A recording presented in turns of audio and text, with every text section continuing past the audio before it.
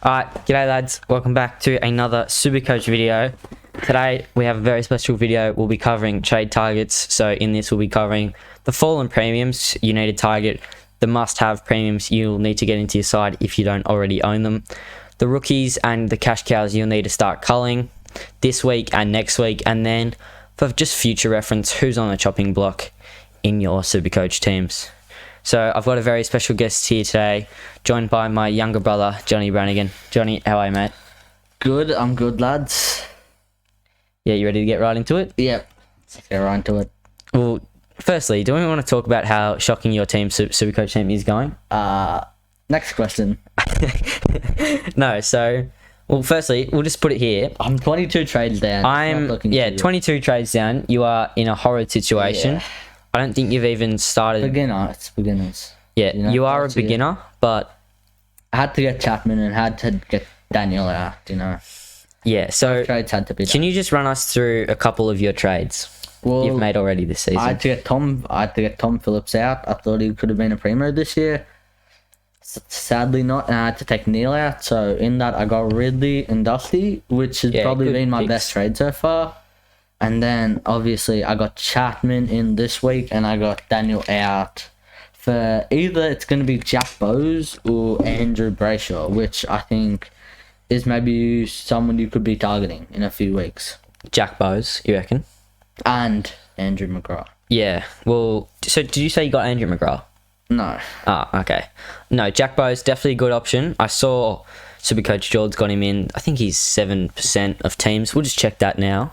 May as well. Might bring the computer closer. Chewy Jude said he wanted to play through the back line a bit. Yeah, and I've heard he's a general down back there. Yeah, so their leader. yeah, 4.7%. He's gonna have about 5% trade in this week, I reckon. Yeah, with me. So it'll go up to 8% maybe. Yeah. Still a good pot option to look at. We just don't know about his consistency and if he can average that 100 plus and be a top 6 defender that everyone's looking for. I was also thinking about Dan Houston, but you just gotta think option. He can be moved anywhere, to be honest. He's a bit like Jordan Clark, how Jordan Clark's getting moved everywhere into the forward line. But Daniel Houston's still probably more reliable than Jordan Clark. Yeah, well, that is a good point. I think Houston can score more. The problem is Dersma. So it's Dersma and Butters out, and we saw last year when Houston went into the mid that it sort of failed. A lot of people brought him in, sort of the Liam Duggan of this year. People brought him in thinking he'd be able to go 100 plus, be a top 6 defender with that midfield time. Didn't prove it. He's sort of gone back to defense this year, playing a bit through the middle, and he's still been scoring well. The problem is he might just play permanent mid now with those two out of the side for a long time, and that's just the main worry in selecting a guy like Dan Houston. So anyway, so where are you ranked exactly? We'll just get on that. I think it's about.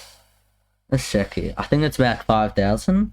All right, do you want to put it at the camera? Or season rank 10,000. Okay, sorry. That's definitely better than my first season. Yeah, but it's not. It's building. It's not the best. Yeah, and the reason I think I'm up there is because I've been watching the water carrier. You've been watching the knowledgeable man here, the guy that knows what he's doing. Yep. Yeah, so whilst we get into the topics that we're going to talk about today with all the trading targets, special shout out to Bryce Mitchell on Twitter and a guy by the name of Empire_X, I believe. I will leave their links below, but we're going to be looking at just some price projections and some graphics that, courtesy of them, they've let me use them. So I've got the all clear. I'll tag them down below in the description, and then you'll probably see me multiple times referencing that they own them. Thanks, fellas. Yeah, but, just before we get right into it, shout out to Leedsy Banger, Oscar Leeds, number 1, wins the 1K. What are your thoughts? It's just great to see that someone that you actually know personally can get up there. Yeah, I love that from Barner. Same formula, you can do it too, maybe. Yeah, I reckon we cop Leedsy Banger's formula, you reckon? Yeah. Yeah, love that from him. Copy it. No, not copy it, but a couple of these could fail. But anyway, yeah. All right, that's enough of that. That's my channel. And get rid of that. All right. So what we're gonna get into today is, firstly, we'll start off with the fallen primos that you need. So I'm gonna go firstly. Let's talk about a man you've talked about to me before, Andrew Brayshaw. It's stolen mine. Stole my choice. Okay, so can you tell me why you want to get him in? I want to hear the thoughts. So 513k. He's been tagged 2 games in a row, and it's just a worry he might get tagged again.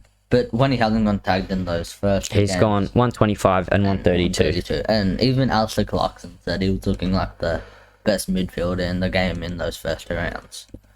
And for 513k, like, it's not too bad for someone that could be averaging 110 plus, 100 plus for the rest of the season. Hopefully, if he doesn't get too tough of a tag, also with 5 back, hopefully being fully fit.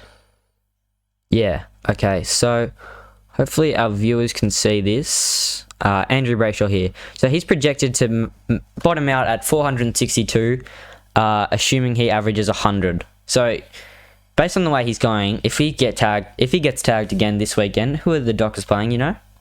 I do not know. Well, let's get that up actually. The Dockers match. This is why I've got to come prepared. Sorry, Dockers match. Fremantle Football Club. Who are we playing? Adelaide. Alright, they're playing the mighty Crom. Ben Keys. Oh, Ben Keys. That is a good shout. Ben Keys could go to him. I can definitely see that happening. Can you see it happening? Yeah. If Sloane's out again this week. Yeah. It would be one of the great promos for, get tagging back in the game. Don't you reckon? Yep. You'll have to see good man running around on an old man. Sorry? Doesn't matter. Alright. So he's going to bottom out at 462k. I believe that will be in 2 rounds. So are you going to look to bring him in? If he gets to that 462k, and it looks like he probably won't get tagged again. So you think he's not going to get tagged again, and you think he is going to be capable, or do you think he's going to learn how to cop with a tag? Well, with 5 back, obviously he didn't have 5 in that Culling game, which with but he had 5 against the Hawks. Yeah, but problem. 5 just came up being concussed. Okay, I understand that. That is true. They might not think 5's output's going to be, the best, so they're not going to tag him. 5's a big fella, so he can help out a small fella like Andrew Brayshaw. All right. So Johnny, what time are we looking at here? Well, it's been great so far. Yeah, it's been great, obviously. So here's my prediction, right? I think this gives us 2 trading options.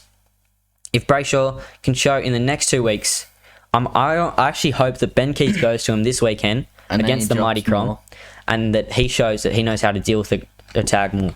We need an effort from the Freo boys, just like Jack Viney and I think even Neil Bullen against Mark O'Connor. I hated to see it as a Geelong fan, but they got right into O'Connor and made sure he doesn't get anywhere near Clary. Stop him early as well. Yeah, you stop him early, you slow him down, early, so lose the Brayshaw tagger's confidence. Kicks early as well. Yeah, exactly. So I hope Keys goes to him and he shows that he can deal with that. If he does, and he gets to 100s, I'll probably look to bring him in at 462k and could be a straight swap for Jordan Clark almost. Yeah, Jordan Clark and another Clark person. can keep improving his score. But that's the thing, because Jordan Clark's not playing his normal role that he was in the Amy series, where he was averaging big numbers and everyone thought, oh, let's bring him. But now he's playing forward half, which isn't his main position. Well, it's not necessarily an argument, but we'll get to the next player I'm thinking about, Adam Chera. So, alright, I've just lost it. That's great. Yeah, Adam Chera. Yeah, sorry lads, all over the place here. Hate to say this.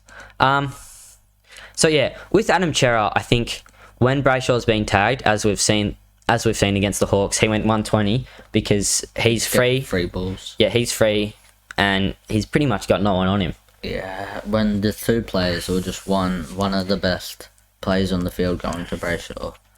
And there's also Fife as well. That'll even help him even more. So scores of 122, 120, and 120 again show that he could be a good Supercoach player. Yeah, and the 56 also shows that Carlton really shut down all their young players. Yeah, I think that was just a terrible game at the Etihad Stadium. Yeah, it started off horribly with that Hayden Young kick where it went straight to one of the Carlton players. Yeah, Hayden Young, straight to Lockie Foggs, the great man, kicked the goal, played one of his best games of all time.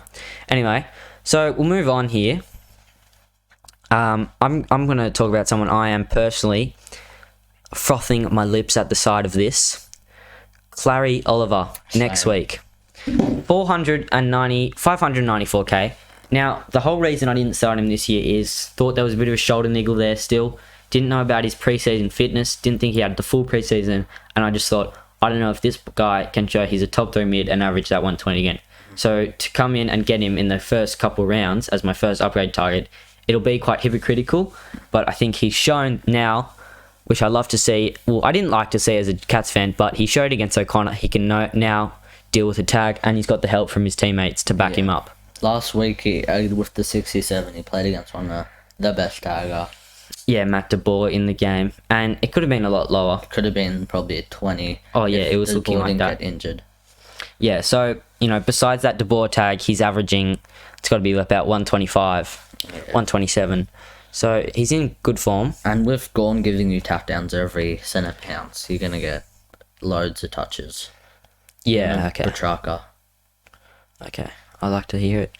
So the main thing is just working out who you'd get rid of for him. Probably get rid of a Clark and maybe even a Jimmy Jordan in 2 weeks' time. We've talked about them, but we'll look at... That brings me to Clark's price rise. So Clark averaging just the 65, I believe, at the moment. So here we've got Bryce Mitchell again. If Clark averages 71 here, he's going to see just the rise of 15k. That's not great. And then he's going to see another rise of 11k, and then his cash gen pretty much dead. Yeah. So gotta get off him there. It's probably time to get... You could probably hold him till round 7 or 8. Yeah, I'm probably going to think about getting rid of him next round and the round after. Yeah. Definitely. And so that 309k, I go down to a 120. Gets me 200 plus in the bank. That 200 plus a 250 guy, or even... Maybe if I go early on Errol Goulden. Errol Goulden and Jordan Clark gets me straight up to Clary. So that's an upcoming trade target we need to look at. But it's scary to get off Clark and Goulden. Because we've seen in the Amy series, Clark with one good game, he can go big. And that's exactly the same with Goulden with his 135s or whatever it was in the first 2 rounds. I hate to say it, as I've mentioned, as a Cats fan, I gotta stop mentioning that, but I don't think Clark... We have to talk. Yes, he did have a great Amy series score, Johnny. You're definitely right there. The problem is with that, he was playing a defensive role, taking kickouts. He was getting a lot of the ball. Now Chris Scott sort of swung him all around the ground. He's playing half forward, on the wing. He's generally all over the place. He's in positions that aren't Supercoach friendly, you'd say. Yeah, forward. And that's why I don't think he's going to be averaging the 75 plus that we'd take. Yeah. I would take a 70 from him this week. Well, not this 75. week. When you're playing the North Melbourne, Kanga, I'd take 100 plus. He's got to go big. It would be great to see 100 plus, but I can't really see that happening. Like, Laird didn't go too big. You can't see it happening. Well, I could see it happening, but last week no one really went big besides Shoals. Yeah, okay. So you're saying no one went big against North Melbourne? Not this week. Not last week. The Crom. Yeah. So no one from the Crom. There was no individual standout besides Lockie Shoal.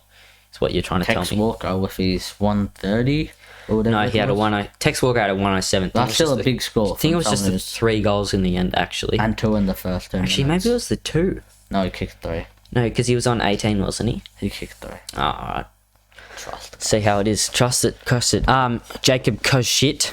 Oh, that guy has to go. Yeah, get him out of the team. He has to go, blood.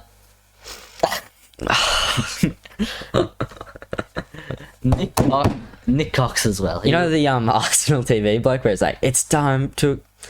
Yeah, that's enough Nick of that. Cox seems like one of the great... seems like a great rookie if you started with him. What? And same with CJ. Now, talking about trading targets, what would you think if I brought in Changuth Chiath? Just great pronunciation. Give me your thoughts. And I feel like the ship has probably sailed. But do you have to go today, this week, or like... Do you see him being a top 6 defender? I can't see him being a top 6 defender, to be honest. Yep, but why is that? I think the time because last year he averaged 50 and he had a hamstring injury, so he only played the 5 games. So exactly. What makes you think he's gonna 1, not have an injury, and 2, soft tissue definitely reoccurring in AFL players because he's had that hammy, And then the second thing is, he only averaged 50 when he did play. What makes you think he has played? I definitely think he's improved. 100 plus could be adventurous. Well, I don't think advantageous, maybe. I don't think he can be top 6, but I think he could. He's definitely better than Jordan Clark. I'll tell you that much. Well, we know that, but the thing about him, he won't be getting he doesn't really take contested marks, but he's just got great run off the half back line for meters gained. Yeah, great meters gained, which really adds to his score every week. So you just said you don't think he's going to be a top 6 defender, which worries me if you're going to be getting him in. Because at 400k, when you're paying up... Get him in. I know you're not... I'm not saying you get him in, but if you want to get him in, and like anyone that's listening, if you want to get him in at 400k, you should only be getting him on the premise that you believe he's a decent... He's a top 6. If you've done your research and you think that he can keep the scores up of 100 pluses, get him in. But if you don't go for him. Okay, so we've got some more moving into the midfield forward cash cows, rookies. Think it's time for Paddy Dow to go. I think it was time to go before he even started the season. Yeah. If you had him... Can you give us what you said before? It's time to go! Yeah, love to hear it, mate. He's got to go. Is he going to play this week? Tell me. I don't know how him and Scott haven't got dropped yet. It just where's Riley West at, mate? I know. Big up the big man. Brockman, thoughts? Bit of a hold. He probably looks... His job security looks alright, actually, in that... Yeah, but he just can't get points, can he? Yeah. He's not going to... Low time on ground, never going to work. Charlie Lazaro. Now, the one and only... Now, let me get into this.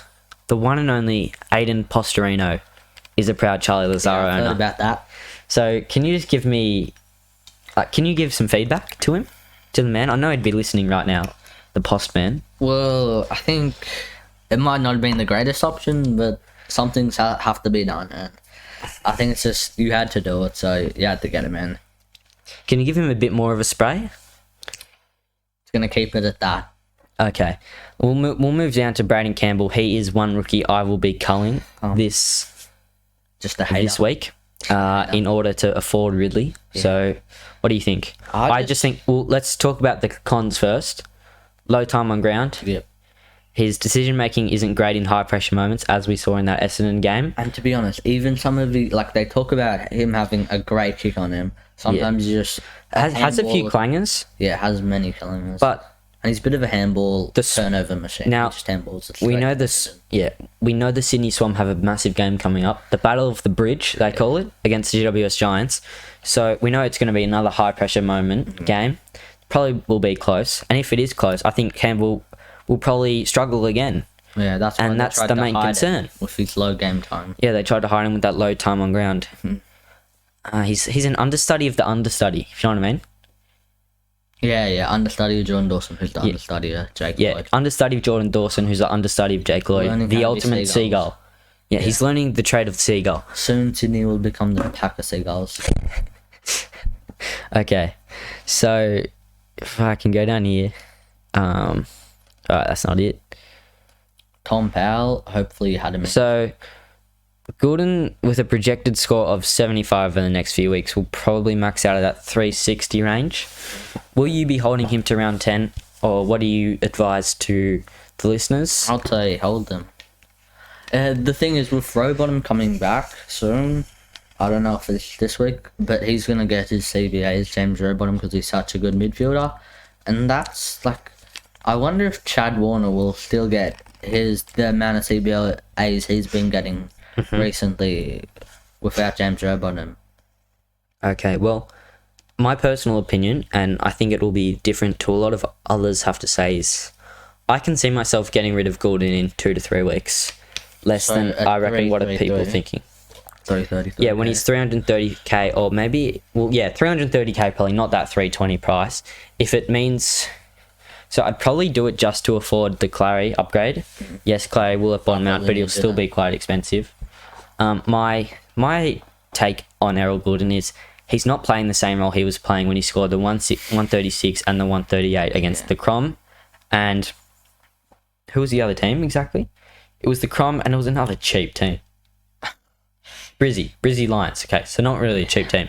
But the thing about Goulden, if he missed 4 shots on goal last week, so if you take 2 of them on, that adds to his score of whatever 65, and that gets it to 80 plus. Okay. I did see him trying to be a hero a bit in that last quarter. Where he tried to snap on and just sent it out of bounds. Yeah, I reckon he had 2 that went out of bounds. Would have lost him a total of 6 points. So that's not great for his scoring. But my take on Gordon is that I haven't actually heard a lot of people have this same opinion or view, you must say. He's not playing the same role he was playing in those first 2 rounds. He's not at centre bounces anymore, and he's playing a half-forward role under Buddy. Well, how many CBAs was he having in the first 2 rounds? Well, maybe we'll see if Bryce Mitchell's got this here. Okay, CBAs. 13%, I think it is. Okay, so for round 4, here he is. He had 0% CBAs. So does that show you? Now it doesn't give me the now to find the CBAs. Well, let's go. Should we search it up? CBAs, AFL Centre CBAs, round 1. Let's look at this. Every club CBA. Okay. Can you get a time check, by the way?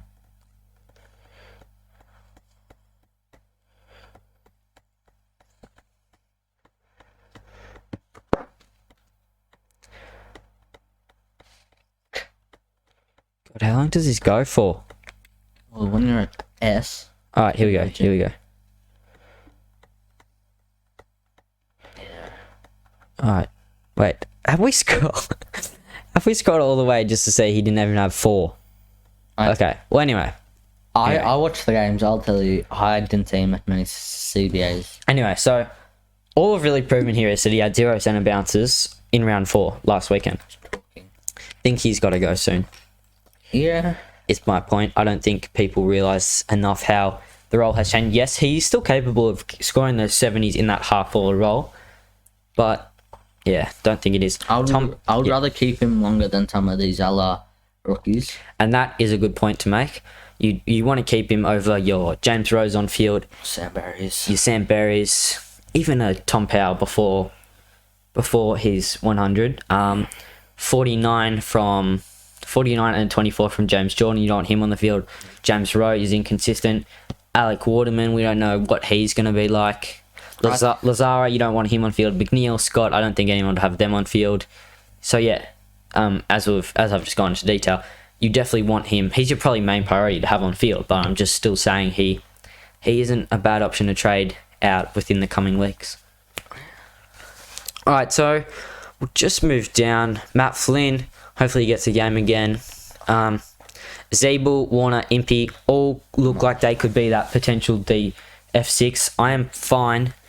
Once I get my F6 upgraded, I'm fine just leaving it as that. And I get. So what would the forward line be looking? Dunkley. So I'll get Dunks back in the forward through DPP. So what I'll have is Dunkley, Dusty, Zabel, Impey, Warner, and then my upgrade. So I'll upgrade Rowe and Waterman to someone like a Danger. I hope Danger drops in price. Yeah, has the friendly round 12 bye, but he's someone you have to look to get in. But historically, after injury or after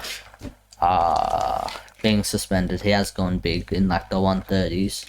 Hopefully not this week, so he can get his. Well, he is playing Melbourne. Yeah. So against North, he's not a great chance. Sorry, not a great chance of scoring low. He should go big.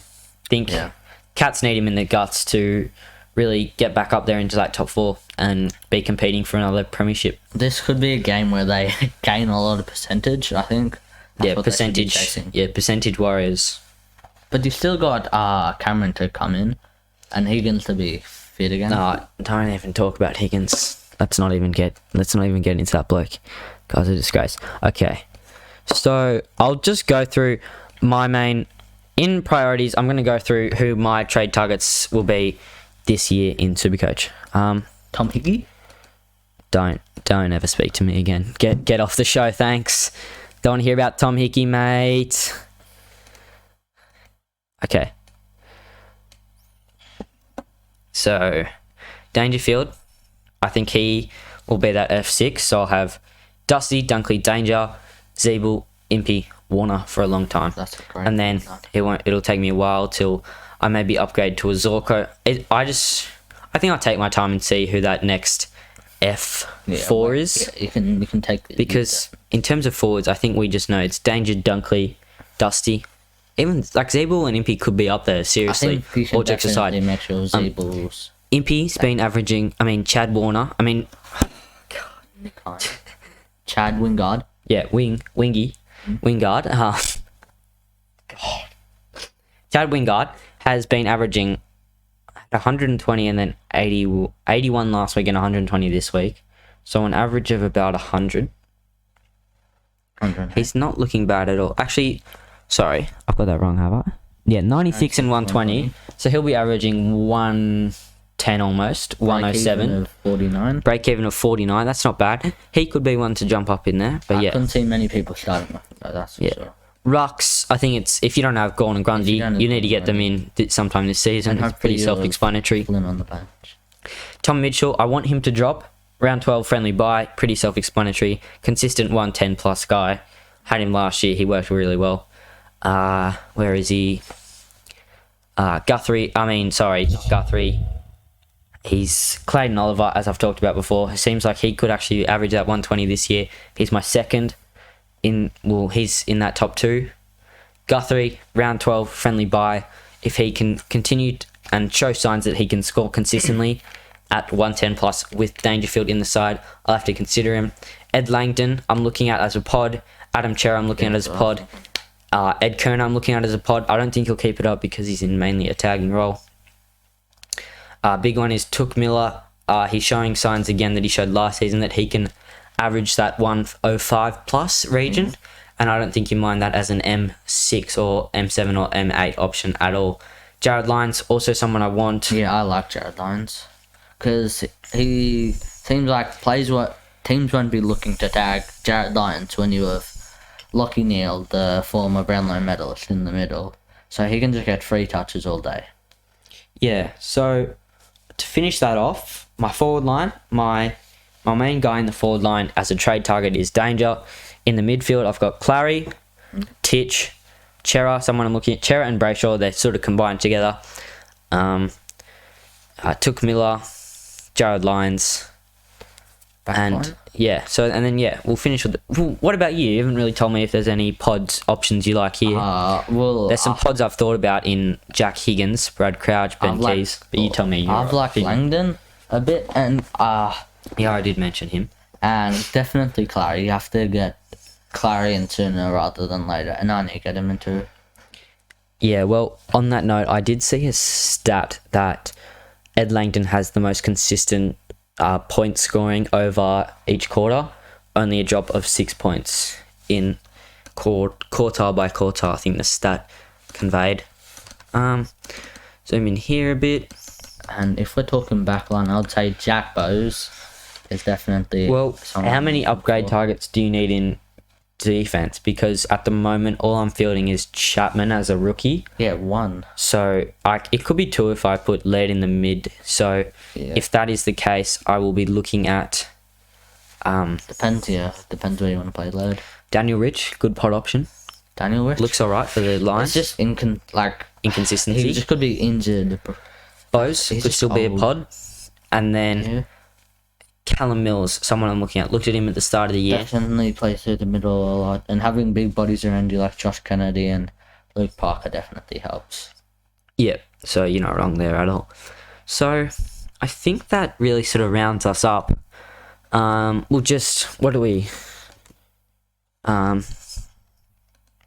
So this week I think I'm going to be... Yeah, so we'll just talk about captains before we finish up here. Alright, so you tell me yours and I'll tell you mine. So probably VC Steele into probably Grundy.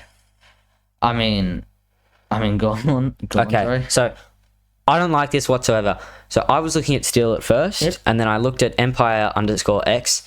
Yes, Steele's only really shown one season of being a top midfielder, which was last year, and he only played the Tigers once, which was the 114, you'd imagine, right? Yeah. Yeah, so the 114, but he doesn't significantly go well against the Tigers at all. Ooh. The average of 87.3 you can see here. He's been a top midfielder for 1 year, so I don't know how. Let's add the fact it's a 5-day turnaround. What? 5-day turnaround. A 5-day turnaround. I feel like 5-day turnaround. It's Jack still. Look at him. I don't think he cares much about a 5-day turnaround. He is a beast. He's a good-looking man. Gorn though. Why don't you like the Gorn pick? No, I like Gorn. I don't know about the steal. I actually said in my video that I was thinking about doing steal. Steele can kick 1 goal a game as well. Yeah, he is a good goal kicker. And then I've changed to Jack Macrae. I've seen his history against the goal. Jack Macrae's a great goal. Isn't it 150? What is it? Average of 151.3 151. against the Maybe Suns. Macrae into Gorn. So Macrae into Gorn's what I'm thinking. I think it's a pretty obvious choice. Either one. Yeah, so just take a 125 plus is what I need from Macrae to lock it in.